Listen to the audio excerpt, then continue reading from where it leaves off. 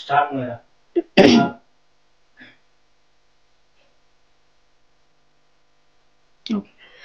Hi hello నమస్తే welcome to Navata TV. నేను మీ పావని.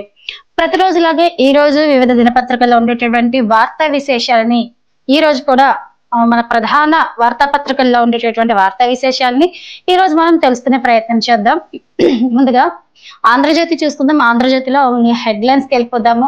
మరణ విహారం అని చెప్పేసి మరి గుజరాత్ లో ఘోర విమాన ప్రమాదం జరిగింది. మరి దీంట్లో 290 మంది దుర్మరణం పాలయ్యారు. దాని గురించి విశ్లేషణ చేద్దాము. అయితే అమెరికా ఆర్మీడి అతిథిగా పాక్ సైన్యాధిపతి మునీర్ అంట కాబోయే డాక్టర్ల కళచేదురు అని చెప్పేసి మొత్తం పేపర్ మొత్తం దీని గురించి విశ్లేషణ ఉంది. అయితే పిడుగుపాటుకు ఆరుగురు రైతులు బలి అయిపోయారు. ఏదైతే మొన్న కురిసిన వర్షాలు ఏవైతే ఉన్నాయో, మొన్న నైట్ గాని నిన్న గాని కురిసిన వర్షాలకి పిడుగుపాటు పడి 6 రైతులు మృత్యువాతన పడ్డారు. అలాగే భారీగా IAS బదిలీలు. మహిళలకు కోటా రెడీ అంటే 33% కోటా ఏదైతే ఉందో అది మహిళలకు రెడీ. అలాగే ఇవి ఈనాడు పేపర్లో ఉండేటటువంటి హెడ్లైన్స్. ఆంధ్రజ్యోతి చూద్దాం.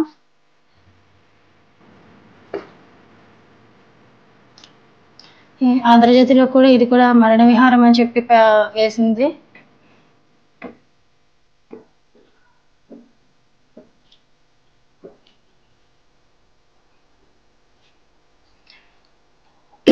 ఈనాడు పేపర్లో అయితే విహంగ విస్ఫోటం అయితే ఇందాక మనం చెప్పింది ఆంధ్రజ్యోతిలో హెడ్లైన్స్. ఇప్పుడు ఈనాడు ప్రచురించింది విహంగ విస్ఫోటం అని చెప్పి 265 మంది దుర్మరణం పాలయ్యారు. అందులో 290 మంది అని చెప్పేసి ఆంధ్రజ్యోతిలో కథనం వెలువడింది. ఇంటికి ఎంతమంది మృత్యువాత పడ్డారు అన్నది తెలియాల్సింది. కాకపోతే ఒకే ఒక్కడు బ్రతికారని చెప్పి తెలిసింది. ఆ ఒక్కరిని కూడా పరామర్శించడానికి మోదీ అక్కడ చికిత్స ఏదైతే హాస్పిటల్కి అడ్మిట్ చేశారో ఆ హాస్పిటల్కి వెళ్ళి ఆయన్ని పలకరించి అసలు ఎలా ఏం జరిగింది ఏంటనేది వివరాలు తెలుసుకునే ప్రయత్నం చేస్తున్నారు మోదీ. ఇంధన శాఖకు నవీన్ మిత్తల్ పిడుగుపడి 6 దుర్మరణం. 6 జిల్లాలకు కొత్త ఇన్ఛార్జ్ మంత్రులు. రీల్స్ చేద్దాం, రిపీటెడ్ గా చెబుదాం. ఇవి ఈ నదిలో ఉండేటువంటి ప్రధాన వార్తలు, హెడ్లైన్స్. నమస్తే తెలంగాణ చూద్దాం. నమస్తే తెలంగాణలో కూడా ఇదే వార్త ప్రతి పేపర్లో కూడా ఒక ఎయిర్ ఇండియా ఏదైతే ప్లేన్ క్లాష్ అయిందో దానికి సంబంధించిన వార్త ఉంది. దుర్మరణం 290 మంది ఇంకా లెక్కకు మించి ఉంది. ఎందుకంటే అవి జనావాసాల మీద పడిందని కూడా మరి చెప్తున్నారు. మరి జనావాసాల మీద పడితే అక్కడ కూడా ఎంతమంది మృత్యువాత పడ్డారన్నది మనకి ఇంకా తెలియాల్సింది. అయితే భారీ ప్రక్షాళన అంటే 36 మంది IASలతో పాటు 4 నాన్ క్యాడర్ అధికారులు బదిలీ. గల్లీల దండాలు ఢిల్లీల దండాలంట. రేవంత్ నమ్మితే కాంగ్రెస్ కథమని చెప్పి వేముల అంటున్నారు. అయితే 6 రోజుల వర్షాలు, ఇంకా వర్షాలు అయితే 6 రోజులు కూడా కంటిన్యూగా ఉంటాయని చెప్పి కూడా అంటున్నారు. 2029 లోక్సభ ఎన్నికల ముందు మహిళలకు 33 రిజర్వేషన్లు అయితే ఉన్నాయి. తుపాకీ గురిపెట్టి దోపిడీ అంట. కోంపల్లిలో కిరాణా షాపుని 5 లక్షలతో పరారీ. గతంలోనే 10 లక్షల విలువైన వస్తువులు. వ్యాన్ చోరీ. వరుస నేరాలతో స్థానికులు ఆందోళన చేస్తున్నారు. మెట్రో 2 గజకు బ్రేక్ అంట.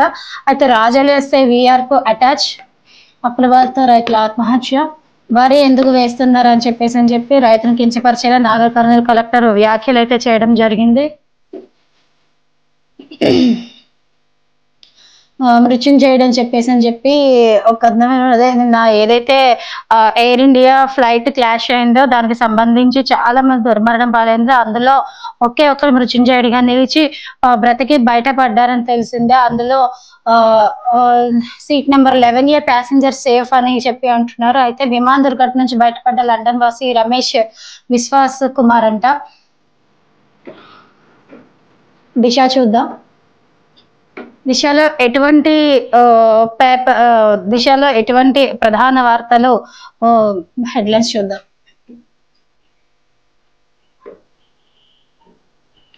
మృత్యు విమానం అహ్మదాబాద్ లో కుప్పకూలిన ఎయిర్ ఇండియా ఫ్లైట్. 241 మంది దుర్మరణం. పేపర్ మొత్తం ఇదే ఉంది. భారీ వర్షాలతో నష్టం జరగద్దని చెప్పేసి అంటున్నారు మంత్రి పొంగులేటి శ్రీనివాసరెడ్డి. ఏఎంఏ కొత్త అధ్యక్షుడిగా బాబీ ముక్కమల 4.79 కోట్ల రూపాయలు కొట్టేసిన కేటుగాల్లో పిడుగుపాటుగా 6 దుర్మరణం. సహాయక చర్యలు చేపడుతున్న స్థానికులు. ఇంకేంటంటే సీఎం సిపిఆర్ఓగా గుర్రం మల్సూర్. వారసత్వ కట్టడాల వద్ద మెట్రో నిర్మాణాలు చేపట్టాలంటున్నారు. మరి కొత్త మంత్రులకు ఇన్ఛార్జి బాధ్యతలు. మెదక్కు వివేక్, నల్గొండకు అడ్లూరి, ఖమ్మంకు వాకిటి శ్రీహరి. 3 పాత మంత్రుల జిల్లాలు చేంజ్ చేయడం జరిగింది. అయితే ఐఎన్పిఆర్ ప్రత్యేక కమిషనర్ గా చెక్క ప్రియాంక.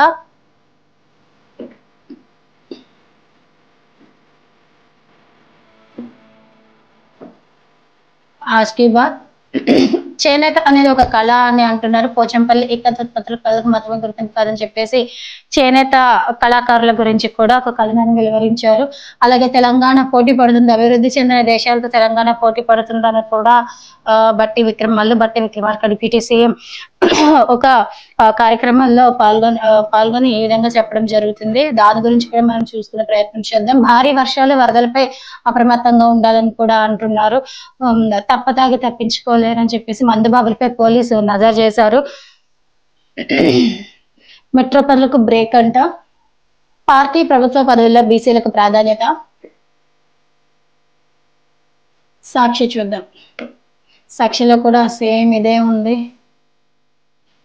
పిఎం కుసుమ్లో దళారీలు, చేనేత దేశ వారసత్వ సంపద. నవీన్ మిట్టల్ బదిలీ. 13 జిల్లాలకు ఇన్ఛార్జి మంత్రులు. గురుకులాలకు తాళాలు. ట్రంప్ కార్డు దరఖాస్తుల షురు. ఇవి ప్రధాన మెయిన్ పేపర్ లో ఉండేటటువంటి ప్రధాన వార్తల హెడ్లైన్స్. ఇప్పుడు వార్తా విశ్లేషణలోకి వెళ్దాం. వార్తా విశ్లేషణలో ముందుగా ఈనాడు చూద్దాం.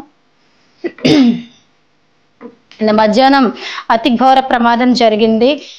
విహంగ విస్ఫోటం అని చెప్పి విహంగ విస్ఫోటం అంటే గాలిలో ప్రాణాలు గాలిలోనే కలిసిపోయి ఏదైతే ఎయిర్ ఇండియా ఫ్లైట్ ఉందో, ఎయిర్ ఇండియా ఫ్లైట్ క్లాష్ అయ్యి టెక్నికల్ ఇష్యూస్ తోటి అది విస్ఫోటనం చెంది 241 మంది దుర్మరణం పాలయ్యారు. ఇందులో ఒకే ఒక్కడు మిగిలడం తెలిసింది. ఇది చాలా బాధాకరమైన విషయం.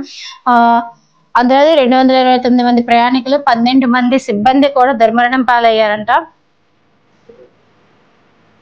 అయితే వైద్య కళాశాలలో సముదాయంపై పడటంతో మరో 24 మంది మృత్యువాత. అయితే ఏదైతే మనం ఇందాక చెప్పుకున్నామో ఈ క్లాష్ అయింది, అక్కడ ఉండేటటువంటి వైద్య కళాశాల, అక్కడ హాస్పిటల్, ఇది మెడికల్ కాలేజ్ ఏదైతే ఉందో మెడికల్ కాలేజీ మీద ఈ విస్ఫోటనం జరగడంతో అక్కడ ఉండే విద్యార్థులు 24 మంది కూడా చనిపోయారని తెలిసింది. మృతుల్లో గుజరాత్ మాజీ సీఎం విజయ్ రూపానీ కూడా ఉన్నారు. మరి విమానం నుంచి ప్రాణాలతో బయటపడింది ఒక్కరే. లండన్ కు బయలుదేరిన నిమిషాల్లోనే ఈ దుర్ఘటన జరిగింది. అయితే ఇందులో చూద్దాం. గగనంలో ఘోరం. గుజరాత్ లోని అహ్మదాబాద్ నుంచి లండన్ కు బయలుదేరిన air India Boeing 787-8 dream liner విమానం గురువారం కుప్పకూలి మంటల దగ్ధమైంది. మధ్యాహ్నం ఇది 1:38 టేక్ ఆఫ్ అయిన విమానం ఇంకా విమానాశ్రయానికి దగ్గరలో ఉన్నప్పుడే ఏదో ఒక టెక్నికల్ ఇష్యూ తలెత్తడంతో పైలట్లు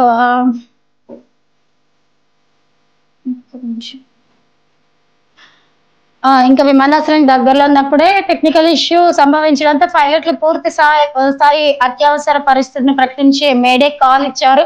అది అకస్మాత్తుగా కిందకి దిగిపోవడం మొదలైంది. పైలట్లను సంప్రదించడానికి గగనతల రద్దీ నియంత్రణ అంటే ఏటీసీ విభాగం ప్రయత్నించినప్పటికీ కూడా స్పందన రాలేదు. మరి తిరిగి సర్దార్ వల్లభాయ్ పటేల్ అంతర్జాతీయ విమానాశ్రయానికి చేరుకునేందుకు ప్రయత్నించిన AI-171 విమానం అత్యంత తక్కువ ఎత్తుకు వచ్చి కొన్ని సెకండ్లలోనే ఈ విమానాశ్రయం వెలుపల మేఘాని నగర్ లోని వైద్యులు, నర్సింగ్ సిబ్బంది నివాస ప్రాంతం వద్ద కుప్పకూలిపోయింది. అగ్నిగోళాన్ని తలపించేలా మంటలైతే చెలరేగాయి. దీని పూర్తి విశ్లేషణ చూద్దాం. అయితే దట్టమైన నల్లని పొగలు అలుముకున్నాయి. దుర్ఘటన జరిగినప్పుడు విమానంలో 230 మంది ప్రయాణికులు, 2 పైలట్లతో సహా 12 మంది సిబ్బంది ఉన్నారు. మరి వీరిలో ఒక్క ప్రయాణికుడు గాయాలతో బయటపడగా మిగిలిన వారంతా ప్రాణాలు కోల్పోయారు. మృతుల్లో గుజరాత్ ముఖ్యమంత్రి రూపానీ కూడా ఉన్నారంట.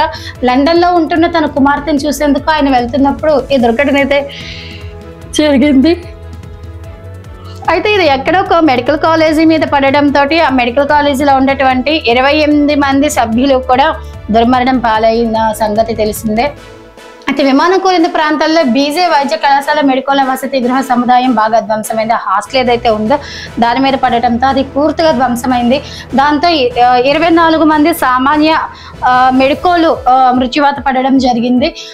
అలాగే వారిలో ఎక్కువ మంది మెడికోలు మృతుల సంఖ్యను అధికారికంగా బయట పెట్టలేదు కాబట్టి ప్రమాద దృశ్యాన్ని మొబైల్ ఫోన్లో ఒకరు రికార్డు చేయగా అది నిమిషాల్లో వైరల్ అయింది.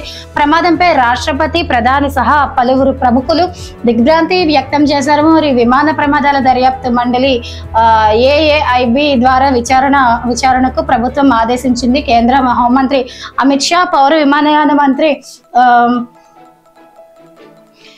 శాఖ మంత్రి కె రామ్మోహన్ రాయుడు హుట్టున ప్రమాద స్థలికి చేరుకుని సహాయక చర్యలు అయితే పర్యవేక్షించారు. మృతదేహాలు గుర్తుపట్టలేనంతగా కాలిపోయాయి. దీంతో DNA పరీక్ష ద్వారా వాటిని గుర్తించి కుటుంబ సభ్యులకు అప్పగించాలని నిర్ణయించినట్లు అమిత్ షా ఈ విధంగా చెప్పడం జరిగింది. అయితే రాత్రి పొద్దుపోయే సమయానికి 265 మృతదేహాలు ప్రభుత్వ ఆసుపత్రికి తీసుకువచ్చారు. అహ్మదాబాద్ లో లోహ విహంగాలు ఇంత భారీ ప్రమాదానికి గురి కావడం ఇది రెండోసారి. అయితే ఇది ఒక్కసారి కాదు, అహ్మదాబాద్ లో జరిగింది. ఇది రెండో